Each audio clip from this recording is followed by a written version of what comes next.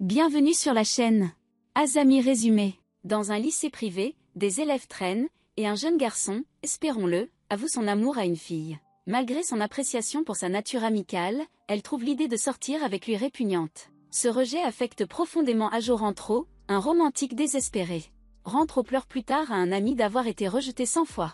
L'ami de Rantaro admire sa persévérance mais révèle qu'il ne sera plus là très longtemps, ruinant leurs souvenirs communs.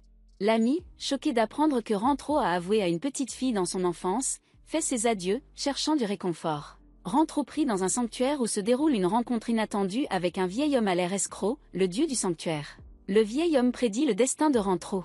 Il aura un choc en rencontrant son âme sœur et aura une rare centaine d'âmes sœurs en raison de ses rejets intérieurs. Un mois plus tard, Rantaro s'est inscrit au lycée Ohana no Mitsu. Par coïncidence, le lendemain, il rencontre deux filles, Sundar Karen et Luta Kari, alors qu'elles interagissent. Un choc traverse leur noyau, faisant allusion à une connexion plus profonde. Rantaro soupçonne que les filles sont ses âmes sœurs. Plus tard, en se dirigeant vers le bureau de l'infirmière, les deux filles se rapprochent de Rantaro, qui a l'impression d'être au paradis. Après avoir entendu parler d'un mythe du trèfle à 4 feuilles, les filles s'enfuient pour en trouver un. 4 heures plus tard, Rantaro les trouve toujours en train de chercher, et ses interactions avec eux deviennent plus intimes. Karen accepte à contre-ségur un verre de Rantaro, et Hikari, tentant un baiser indirect, renverse la boisson. Rantaro nettoie sa jupe, ce qui amène Hikari à avouer son amour. Karen, témoin de cela, avoue aussi ses sentiments. Rantaro, accablé, s'enfuit. La nuit, Rantaro demande conseil au dieu de l'amour et apprend que les deux filles sont des partenaires idéales. En raison d'une erreur, Rantaro a une centaine d'âmes sœurs, et il doit les rendre toutes heureuses pour éviter le malheur. Pensant se confesser secrètement aux filles, Rantaro décide de se confesser ouvertement aux deux le lendemain. Il déclare son incapacité à blesser une fille en choisissant l'autre et promet de rendre les deux heureuses. D'abord indignée, Karen finit par accepter, comprenant les sentiments de Hikari. Rantaro réussit à se frayer un chemin à travers une centaine de rejets pour avoir deux belles copines. Bien joué, roi! Le lendemain, Rantaro partage avec enthousiasme avec un Polonais qu'il a enfin une petite amie après avoir subi une centaine de rejets. Le Polonais semble désorienté avant d'être secouru par les deux copines de Rantaro, Karen et Hikari. Karen l'appelle pour avoir parlé au poteau, exhibant sa nature de tsundere, tandis qu'Hikari tient joyeusement la main de Rantaro, mentionnant avec désinvolture le beau temps.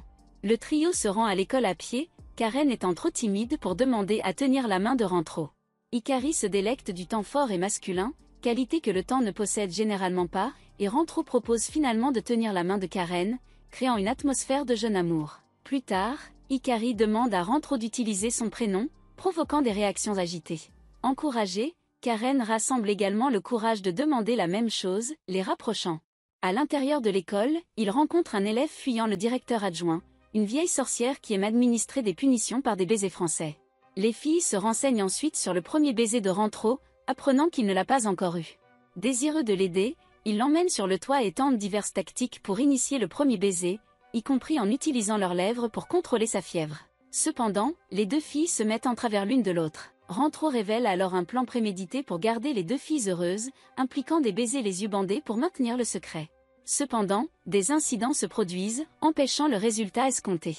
Rantaro s'emparerait des biens de Hikari ou toucherait Karen de la mauvaise façon, ce qui entraînerait un échec. Désemparé par son incapacité auto-perçue, Rantaro parcourt les couloirs de l'école pour obtenir son premier baiser. Les filles l'aident à éviter de justesse le vice principal traumatisant. Dans un dernier effort, Rantaro propose finalement d'embrasser simultanément les deux filles, leur faisant partager son premier baiser mais aussi les obligeant à s'embrasser. D'abord embarrassées, les filles acceptent, et elles partagent leur premier baiser dans un rituel unique rappelant un invocateur d'OVNI. Le lendemain, le trio traîne dans la bibliothèque de l'école. En lisant des livres de cuisine pour trouver des idées de repas, Rantaro remarque une petite fille timide qui cherche un livre.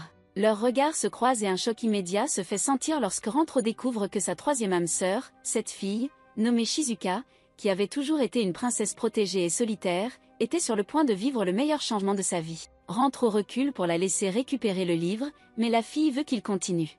Alors qu'il discute avec elle, Rantaro découvre que la fille souffre d'anxiété sociale, ce qui l'oblige à faire lire aux gens des lignes d'un livre pour communiquer avec elle. Après avoir appris qu'elle est la bibliothécaire, Rantaro demande à la fille des recommandations de livres. Elle finit par lui donner une pile, que Rantaro accepte mais ne parvient pas à ramener à la maison faute de cartes de bibliothèque. Voyant sa déception, Shizuka lui offre le livre qu'elle utilise pour parler, le laissant en prendre possession. Après sa conversation avec Shizuka, Rantaro retourne voir sa petite amie et pleure en les regardant travailler dur pour lui. Plus tard dans sa chambre, Rantaro lit le livre de Shizuka. C'est une histoire d'amour entre un chevalier et une princesse, séparés à jamais par la naissance. Rantaro se souvient des paroles des dieux à propos d'une âme sœur incapable de se connecter avec son âme sœur perdant toute chance et périssant. Le lendemain, Rantaro rend le livre de Shizuka après l'avoir lu. Il remarque le deuxième volume du livre dans ses mains. Plus tard, ils s'assoient ensemble pour parler, et Rantaro discute de ce qu'il aime dans le livre. Il remarque ensuite avec quelle facilité Shizuka retourne les pages pour tracer ses lignes, réalisant qu'elle les connaît très bien. Shizuka révèle qu'elle a toujours été seule et qu'elle a donc lu les livres d'innombrables fois encore et encore. Elle le remercie de lui avoir parlé malgré son trait étrange, mais Rantaro lui assure que cela ne le dérange pas. Il lui demande ensuite et lui prend le deuxième livre. Le commis de la bibliothèque remarque plus tard que le visage rougissant de Shizuka semble être de bonne humeur. Quelques jours passent, cependant, et Rantaro ne visite pas Shizuka. Cela l'amène à perdre espoir. Plus tard, elle voit Rantaro avec ses copines, anéantissant toutes ses attentes. Shizuka pense que Rantaro est juste amical avec elle et ne se soucie évidemment pas beaucoup d'elle. Elle se souvient de son enfance, maltraitée par ses amis et sa mère pour être si inhabituellement timide, et ses faux espoirs de Rantaro peuvent l'aider. Après que Shizuka soit retournée tristement s'asseoir à nouveau dans la bibliothèque, Rantaro vient enfin la retrouver. Il lui fait télécharger une application sur un téléphone et lui envoie un colis. Ce paquet contient toutes les lignes de son livre préféré dans le bon ordre, juste pour qu'elle puisse utiliser la synthèse vocale pour parler. Quand Shizuka se souvient que ce livre en particulier n'a jamais eu de sortie de livre électronique, elle apprend que Rantaro a tapé chaque caractère un par un juste pour elle dans le fichier texte. Cet acte sincère de gentillesse authentique émeut Shizuka, qui pleure en regardant dans les yeux chauds de Rantaro.